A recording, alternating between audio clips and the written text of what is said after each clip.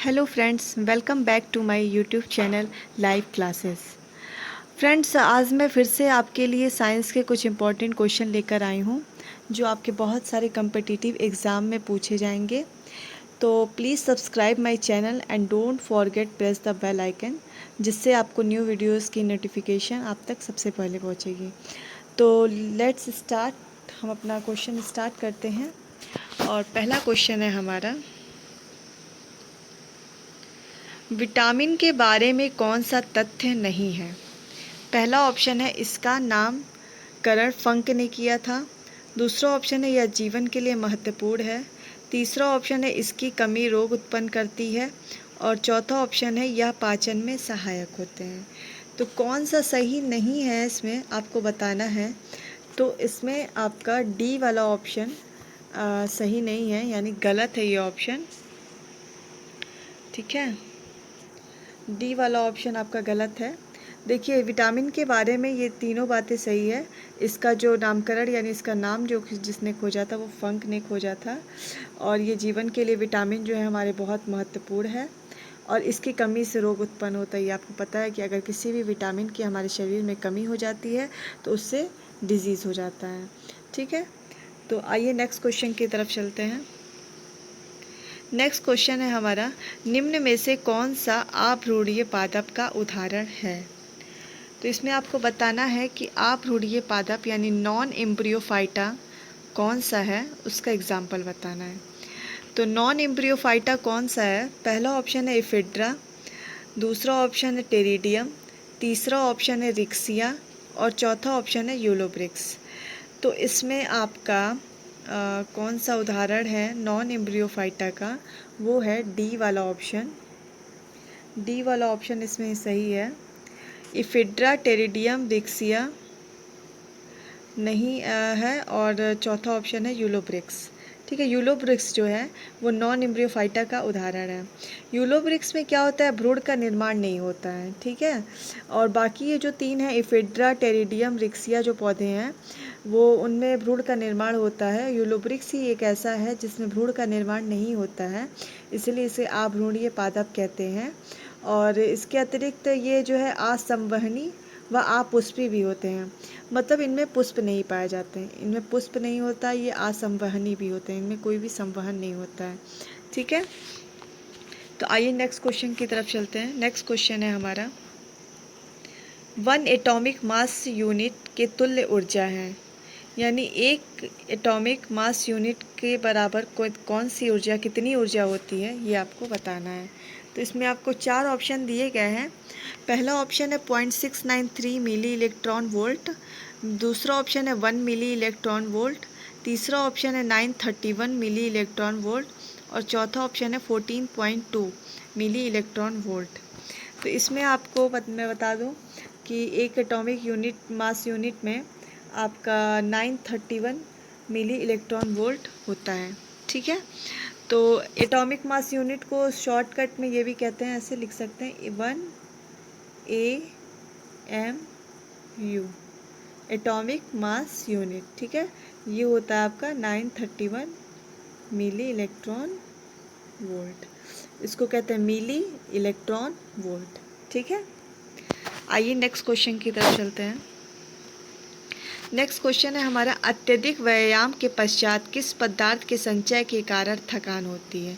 यानी कह रहा है कि जब हम बहुत ज़्यादा एक्सरसाइज कर लेते हैं या कोई काम कर लेते हैं तो उसके कारण थकान हो जाती है। तो हमारे बॉडी में ऐसा कौन सा सब्सटेंस है, कौन सा पदार्थ है जो संचय हो जाता है, कलेक्ट हो जाता है, जिसके कारण हमको थकान महसूस होती है? तो पहला ऑप्शन है कार्बन डाइऑक्साइड, दूसरा ऑप्शन है अल्कोहल, तीसरा ऑप्शन है लैक्टिक एसिड और चौथा ऑप्शन है वाटर। तो इसमें कौन सा ऑप्शन सही होगा? इसमें सी वाला ऑप्शन सही है, लैक्टिक एसिड। लैक्टिक एसिड ही जो है जो हमारे शरीर में संचय होता है, जिसके कारण हमको थकान होती है। यानी अत्यधिक जब हम व्यायाम कर लेते हैं तो उसके बाद जो होता है, जो हमारे शरीर में पायरुविक एसिड होता है वो क्या होता है, लैक्टिक एसिड में कन्वर्ट हो जाता है। यानी पायरुविक एसिड जो है लैक्टिक एसिड में बदल जाता है और शरीर में जो शीघ्र ऊर्जा जो हमको प्रदान करने के लिए मिलता है, जिससे 2 ATP ऊर्जा निर्मुक्त होती है। ठीक है, तो तो हम मेन इसका यही रीज़न है कि हम कह सकते हैं कि जब हम व्यायाम कर लेते हैं बहुत ज़्यादा, तो जो हमारे शरीर में पायरुविक एसिड होता है, पायरुविक एसिड, वो कन्वर्ट हो जाता है किसमें, लैक्टिक एसिड में, जिसके कारण हमें थकान महसूस होती है। ठीक है, नेक्स्ट क्वेश्चन की तरफ चलते हैं। नेक्स्ट क्वेश्चन है हमारा, इंसुलिन हार्मोन परिवर्तित करता है, यानी इंसुलिन एक हार्मोन है जो परिवर्तित करता है। पहला ऑप्शन है ग्लाइकोजन को ग्लूकोज में, दूसरा ऑप्शन है ग्लूकोज को ग्लाइकोजन में, तीसरा ऑप्शन है वसा को ग्लूकोज में, और चौथा ऑप्शन है प्रोटीन को ग्लूकोज में। तो इसमें आपका बी वाला ऑप्शन सही है। इंसुलिन हार्मोन जो होता है वो ग्लूकोज को ग्लाइकोजन में चेंज करता है, बदल देता है। ठीक है, मैंने पिछले वीडियो में भी आपको मैंने बताया था, जहाँ पे पैंक्रियास की बात की गई थी, जहाँ पे पैंक्रियास में मैंने बताया था कि एक बीटा सेल कोशिका होता है जिससे इंसुलिन हार्मोन निकलता है, सिक्रीट होता है। तो वही इंसुलिन हार्मोन का ये वर्क होता है जो ग्लूकोज को ग्लाइकोजन में कन्वर्ट कर देता है।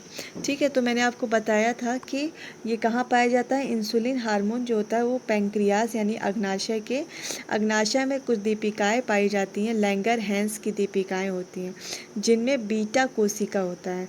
ये बीटा कोशिका से ही इंसुलिन हार्मोन निकलता है जो ग्लूकोज को ग्लाइकोजन में कन्वर्ट करता है। तो फ्रेंड्स, कभी कभी ये भी पूछ लिया जाता है कि ग्लूकोज को जब हम जब हम कन्वर्ट करते हैं, ठीक है, ग्लाइकोजन में कन्वर्ट करते हैं, तो इस प्रोसेस को क्या कहते हैं। तो इस प्रोसेस को फ्रेंड्स कहते हैं, इस प्रोसेस को कह सकते हैं ग्लाइकोजेनेसिस। इस प्रोसेस को कहते हैं ग्लाइकोजेनेसिस,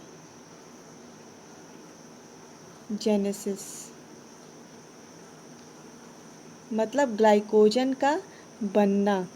किसी चीज़ में नेसिस जुड़ जाता है यानी उसको ऐड करना, इसिस मतलब ऐड करना हो जाता है, ग्लाइकोजन का निर्माण करना हो। ठीक है, तो ग्लाइकोजेनेसिस मतलब हो गया ग्लाइकोजन का निर्माण होता है।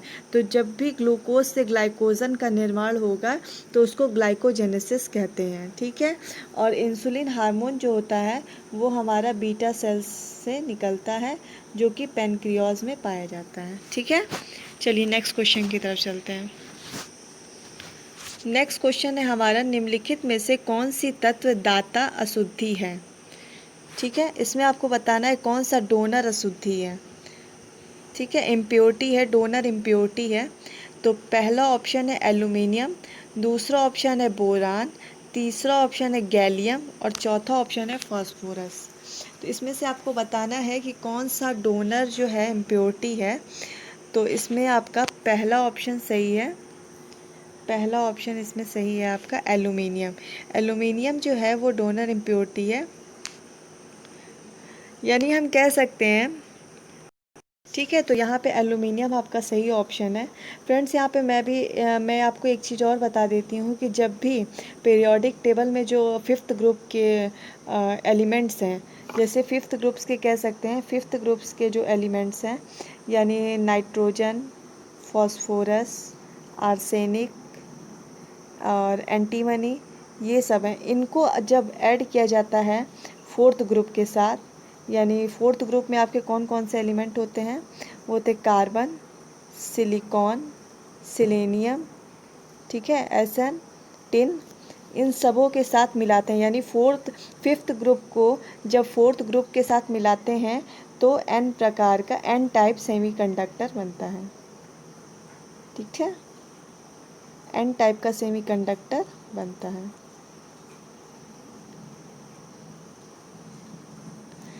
तो यहाँ पे जो डोनर इम्प्योरिटी मिलाई जाती है वो एल्यूमिनियम होती है।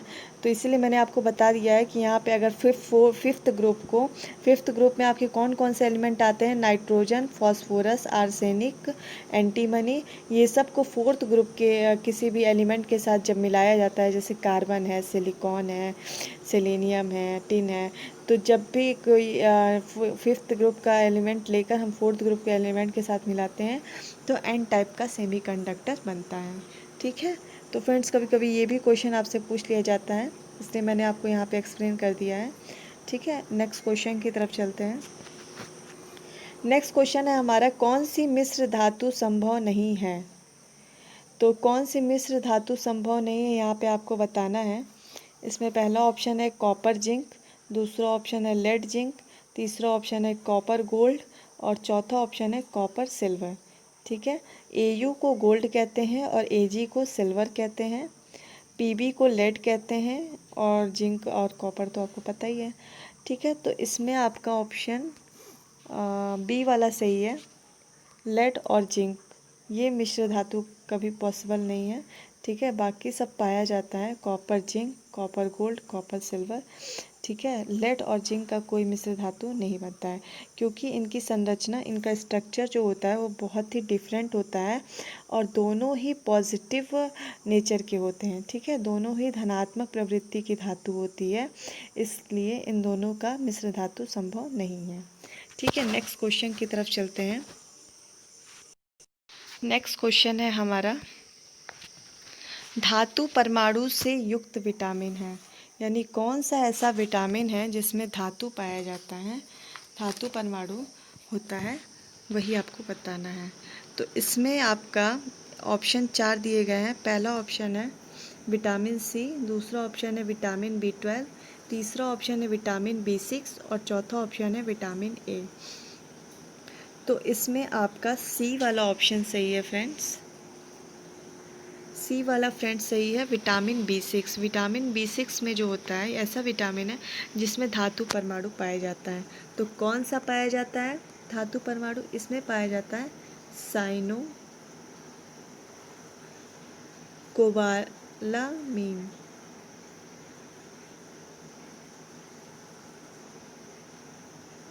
ठीक है, तो साइनो कोबालामीन पाया जाता है। इसमें क्या होता है, कोबाल्ट होता है। क्या होता है, कोबाल्ट। कोबाल्ट को ऐसे लिखते हैं, कोबाल्ट। कौन सा धातु होता है इसमें, कोबाल्ट होता है। तो विटामिन B6 जो होता है वो कोबाल्ट धातु से युक्त विटामिन है। ठीक है, नेक्स्ट क्वेश्चन की तरफ चलते हैं। नेक्स्ट क्वेश्चन है हमारा, निम्न में से कौन सी ऊष्मीय विकिरण की विशेषता नहीं है। ठीक है, इसमें आपको बताना है कौन सा विशेषता नहीं है ऊष्मीय विकिरण का। पहला ऑप्शन है इसमें, इसको आगे बढ़ने में माध्यम की आवश्यकता नहीं होती है। दूसरा ऑप्शन है ये प्रकाश के वेग से गति करता है। तीसरा ऑप्शन है या सीधी रेखा में गति करता है और चौथा ऑप्शन है या जिस माध्यम से गुजरता है उसे प्रभावित करता है। तो इसमें आपको बताना है कि कौन सा ऑप्शन सही नहीं है। तो बताइए कौन सा ऑप्शन सही नहीं है इसमें। ऊष्मीय विकिरण पहली बार टॉपिक आ रहा है, इसलिए इसको पहले एक्सप्लेन करना पड़ेगा। मैं आपको बता दूंगी।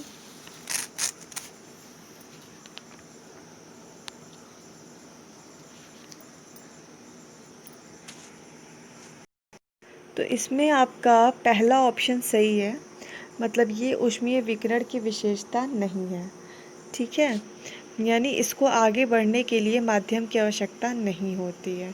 बाकी तीन ऑप्शन सही है। ऊष्मीय विकिरण की विशेषता है, यानी ऊष्मीय विकिरण की विशेषता है या प्रकाश के वेग से गति करता है, ये सीधी रेखा में गति करता है और ये जिस माध्यम से गुजरता है उसको प्रभावित करता है।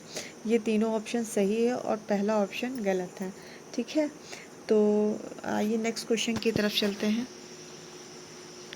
नेक्स्ट क्वेश्चन है हमारा, कौन सा कथन सत्य है। इसमें आपको बताना है कौन सा ऑप्शन सही है फ्रेंड्स।